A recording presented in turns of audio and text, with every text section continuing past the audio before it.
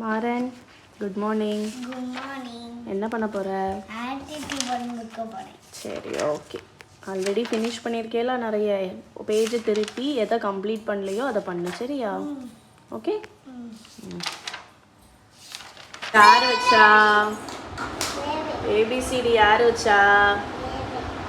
ஆ, super சூப்பராக வச்சிருக்கிய. Baby building பிளாக்ஸில் என்ன கட்டின? அடுத்து எதாவது கட்டு, அம்மா பார்ப்பேன், சரியா? பில்டிங் கெட்டு. அவளே காமிக்கல. ஓகேவா?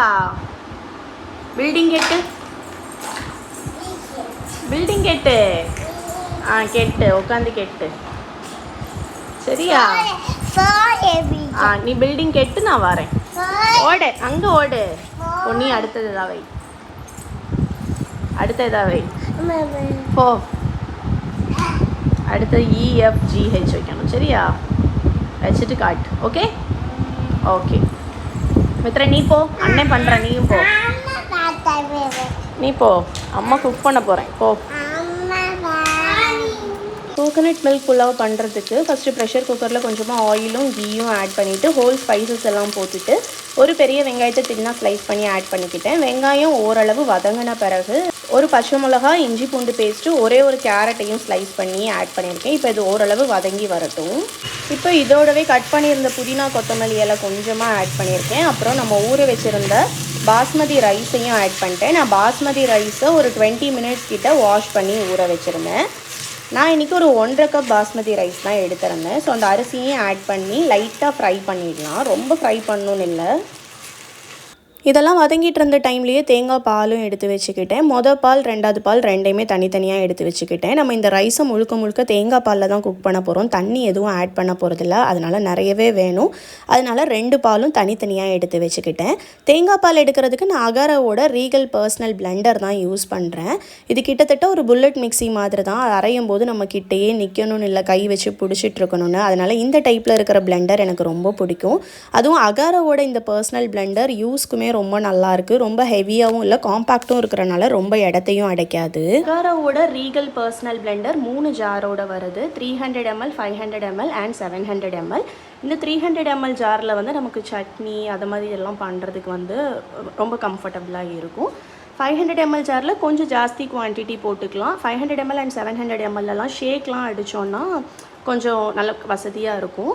அதோடவே அடிஷ்னலாக இப்போ நம்ம ஷேக்லாம் அடிக்கிறோம் அப்படின்னா அவங்க வந்து இந்த மாதிரி ஒரு ஷேக் லிட்டு வந்து கொடுக்குறாங்க. ஸோ இந்த லிட்டை வச்சு நம்ம ஷேக் பண்ணிவிட்டு இந்த லிட்டை வச்சு க்ளோஸ் பண்ணி நம்ம ஷேக் எல்லாமே வந்து குடிக்கிறதுக்கு ஈஸியாக இருக்கும்.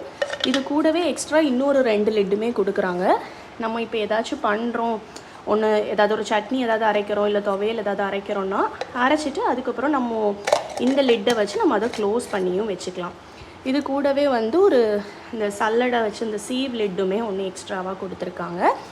அதுக்கப்புறம் கேப் வந்து எல்லாமே இன்டர்சேஞ்சபிள் தான், 3 ஜாருக்குமே யூஸ் பண்ணிக்கலாம். ஒன்றில் வந்து 2 லீஃப் பிளேடும், இன்னொன்றில் 4 லீஃப் பிளேடோடையும் இருக்குது. எல்லாமே வந்து இந்த பிளேட்ஸ் எல்லாமே ஸ்டெயின்லெஸ் ஸ்டீலில் தான் கொடுத்துருக்காங்க. இந்த பிளெண்டரோட மோட்டாருமே காப்பர் மோட்டார் தான் கொடுத்துருக்காங்க. நம்ம இந்த இன்சைட் ஏரியா இருக்குல்ல, இதில் மட்டும் தண்ணியெல்லாம் படாமல் தண்ணியில் முக்காமல் பார்த்துக்கிட்டாலே போதும்.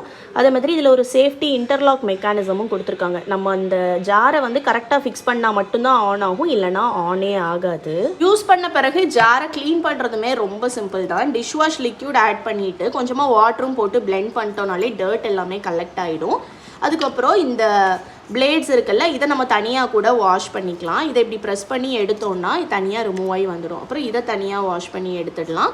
இதுலேயுமே இந்த ரப்பர் போர்ஷனையும் தனியாகவே ரிமூவ் பண்ணிடலாம். இதில் இந்த குட்டி ப்ரெஷ்ஷை வச்சு உள்ளே இருக்கக்கூடிய டர்ட்ஸ் எல்லாத்தையுமே ரிமூவ் பண்ணிடலாம். அதே மாதிரி இதுலேயுமே நம்ம போட்டு எடுத்தோம்னா எல்லா டர்ட்ஸுமே ஈஸியாக வந்துடும். நம்ம ஃபஸ்ட்டு டிஷ்வாஷ் லிக்யூட் போட்டு பிளெண்ட் பண்ணுறோம்ல, அப்படி பண்ணும்போது இந்த இடுக்கில் உள்ள டர்ட் எல்லாமே வந்துடும். அதனால் இதை வாஷ் பண்ணுறதுமே ரொம்ப சிம்பிள் தான். உங்களுக்கு டர்ட் எதுவுமே வந்து இதுக்குள்ளெல்லாம் அக்குமுலேட் ஆகாது. இந்த பிளெண்டரோட லிங்க் டிஸ்கிரிப்ஷனில் கொடுக்குறேன், உங்களுக்கும் தேவைப்பட்டுனா செக் பண்ணி பாருங்கள். ரொம்ப யூஸ்ஃபுல்லாக இருக்கும், வர்த்தான ப்ராடக்ட் தான். இப்போ ரைஸை ஒரு 3 மினிட்ஸ் கிட்ட ஃப்ரை பண்ணியாச்சு. நான் இப்போ தேங்காய் பால் தான் ஆட் பண்ணியிருக்கேன். ஃபஸ்ட்டு மில்க்கு, செகண்ட் மில்க்கு ரெண்டையுமே சேர்த்து கலந்து வச்சுருக்கேன். 1 கப் அரிசிக்கு 1.5 கப் தேங்காய் பால் அந்த அளவில் கால்குலேட் பண்ணி ஆட் பண்ணிக்கோங்க. ஸோ நான் இப்போ 1.5 கப் அரிசி எடுத்திருந்தனால கிட்டத்தட்ட ஒரு 2.5 கப்பு கிட்ட தண்ணி ஆட் பண்ணியிருக்கேன். 2.5 to 2.25 கப்பு தேங்காய் பால். நான் முதலியே சொன்னபடி கெட்டியான பால் அப்புறம் 2ஆவதாக எடுத்த பால் ரெண்டுத்தையும் கலந்து தான் ஆட் பண்ணியிருக்கேன். வெங்காயம் வதக்கும் போதே சால்ட் எதுவும் ஆட் பண்ணல. ஸோ இப்போ இந்த ரைஸ் எல்லாத்துக்கும் தேவையான உப்பு ஆட் பண்ணிடலாம். 1 ஸ்பூன் கரம் மசாலா ஆட் பண்ணியிருக்கேன். இது வந்து அக்கா ப்ரிப்பேர் பண்ணி சேல் பண்ணுறால அந்த கரம் மசாலா தான். அதனால் இது பயங்கர ஃப்ளேவர்ஃபுல்லாக இருக்கும். நீங்கள் கடையில் வாங்குறது வந்து அந்த அளவு உங்களுக்கு அந்த ஃப்ளேவர் வராது. அப்படி இல்லைன்னா நீங்கள் வீட்டிலேயே கூட அந்த டைமில் ரெடி பண்ணிக்கலாம். சோம்பு, பட்டை, ஏலக்காய், கிராம்பு, அப்புறம் வந்து ஸ்டார் அனீஸ் இது எல்லாத்தையும் வறுத்துட்டு பவுட்ரு பண்ணிவிட்டு நீங்கள் அந்த பவுடரை கூட ஆட் பண்ணிக்கலாம். பட் இது அக்கா பண்ணதுனால பயங்கர ஃப்ளேவராக இருக்கும். அந்த பவுடர் யூஸ் பண்ணவங்களுக்கு தெரிஞ்சிருக்கும். ஸோ அந்த கரம் மசாலாவில் ஒரு ஸ்பூன் ஆட் பண்ணியிருக்கேன். ப்ரெஷர் குக்கரை கவர் பண்ணிவிட்டு மீடியம் ஃப்ளேமில் 2 விசில் வச்சு எடுத்துட்டேன். சூப்பராக கோகோனட் மில்க் ரைஸ் ரெடியாகி வந்துடுச்சு. காரத்துக்கு நான் பச்சை மிளகா மட்டும்தான் போட்டிருந்தேன். ஒரே ஒரு பச்சை மிளகா தான் போட்டிருந்தேன். கோகோனட் மில்க் வந்து ரொம்ப காரமாக இருந்தால் சாப்பிட்றதுக்கு நல்லா இருக்காது. ஏன்னா நம்ம தேங்காய் பால் ஊற்றி பண்ணுறதுனால அந்த காரம் ரொம்ப கூடிடுச்சு. நெக்ஸ்ட் ஈவினிங்க்கு மேலே டேஸ்ட் ஃப்ளேவர்லாம் அந்த அளவு நல்லா இருக்காது. அதனால ஒரே ஒரு பச்சை மிளகா தான் போட்டிருந்தேன். பட் இதுவே அவ்வளோ ஃப்ளேவர்ஃபுல்லாக டேஸ்டியாக இருக்குது. கண்டிப்பாக ட்ரை பண்ணி பாருங்கள். ரொம்ப சிம்பிளாக பண்ணிடலாம். நான் வெஜிடபிளுக்கு இன்றைக்கி கேரட் மட்டும் தான் போட்டிருந்தேன். நீங்கள் வெறும் ஆனியன் மட்டும் போட்டு கூட பண்ணிக்கலாம். இல்லைனா எக்ஸ்ட்ராவாக பீன்ஸ் கூட ஆட் பண்ணிக்கலாம். எப்படி பண்ணாலுமே நல்லாயிருக்கும். டக்குன்னு ஏதாவது செய்யணும் லஞ்சுக்குன்னா நீங்கள் இந்த ரெசிபி கண்டிப்பாக ட்ரை பண்ணலாம். இதுக்கு சைட் டிஷ் எதுவுமே தேவையில்லை. ரைத்தா வச்சு சாப்பிட்றதுக்கே நல்லாயிருக்கும். இல்லைனா வெறும் போலையே கூட சாப்பிட்டுக்கலாம். ட்ரை பண்ணிங்கன்னா எப்படி வந்துச்சுன்னு சொல்லுங்கள்.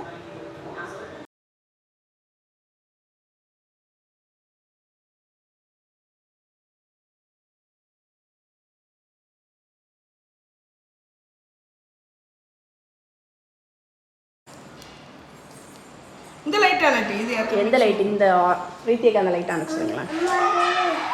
அதான் மற்ற 2 லைட் இந்த உன பார்க்கணுமா? பெருமிக்கிட்ட உட்கார். பெருமிட்டது என்ன கேக்குன்னு கேளு. என்ன கேக்கு சொல்லு. இது என்ன cake? Tres leches milk cake. 3 milk cake. 3 milk கேக்கா? 3 மில்க் விடுவோம் இதில். மில்க்கு, க்ரீமு, கண்டென்ஸ்டு மில்க் அப்படி 3 அனத்தை கம்பைன் பண்ணி விடுறதுனால இதுக்கு பேர் 3 மில்க் கேக். காக்கானி என்னது? நல்ல இனிப்பை தின்னுட்டுன்னு இந்த வயசுல திங்காம வேற எப்ப திங்க? இன்னும் 20ஸ்லயா இருக்கும். நீங்களாம் லேட் 30s போயிட்டீங்க. நான் இப்போ தான் ஏர்லி 30ஸ்ல இருக்கேன்.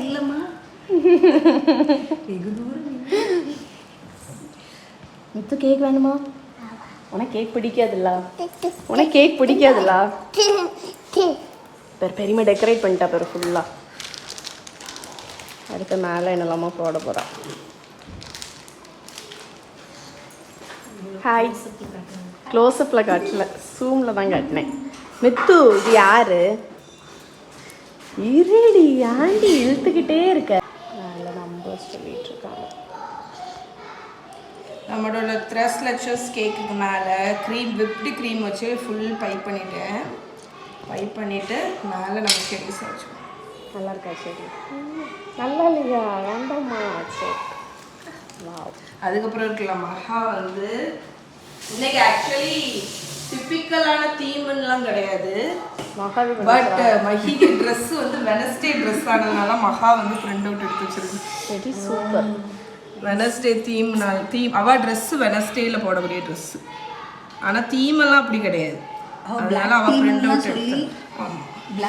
ஆனால் நான் கேக்கெல்லாம் பிளாக் பண்ணவே இல்லை. கடைசி மித்ராக்கு ட்ரெஸ் கலரில் கேட்கணும். அப்படிதானே? Cake on dress colour. Super. So இதுதான் நம்மளோட த்ரெஸ்லெச்சஸ் கேக். இது செஞ்சு முடிக்க முன்னாடி எனக்கு விசர்த்து ஊற்றியாச்சு.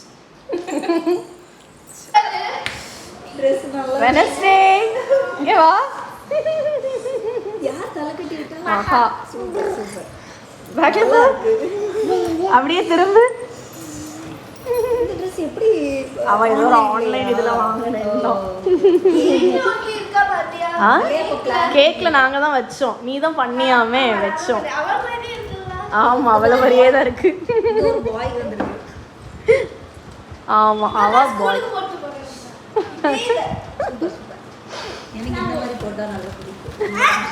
மேலே ஓவர் கோட்.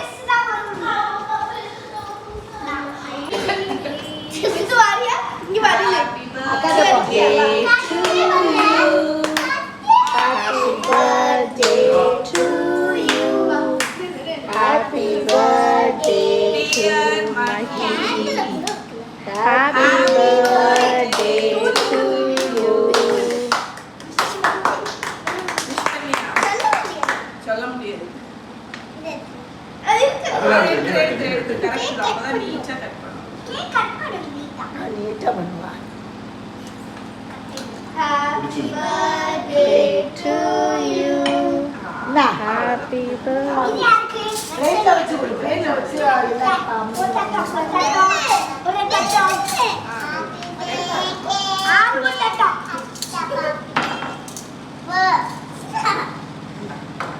இது எல்லாருக்கும் அப்பாவுக்கு கொடு. எல்லாத்தையும் ஸ்பூன் ஸ்பூனை வச்சு அது ஒன்று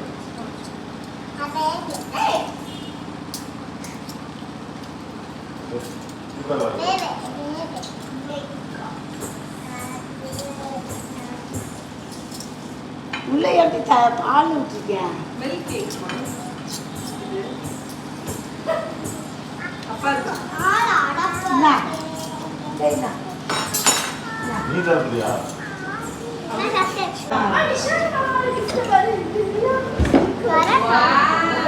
காட்டு அவனே செஞ்சான். இதுல வை, இங்க வச்சு ஓபன் பண்ணு. ஓபன் பண்ணு. Happy birthday. Thank you. என்ன இது? Thank you. மகா வெளிய வந்துட்டா பாருமா. பார்த்துட்டியா? யா இறங்கு, கீழே இறங்கு. கேக்க வேணும். அக்கா கையில போய் கொடு. gift வாங்கட்டாமா? இன்னொரு gift. இது என்ன இருக்கு பாப்போம். நான் வந்து easy button size. I brought some easy buttons. I brought some easy buttons. It's right here. Right here. Dress. Welcome. அக்கா ஓபன் பண்ணுவா, வெயிட் பண்ணி கிட்ட உட்காரு.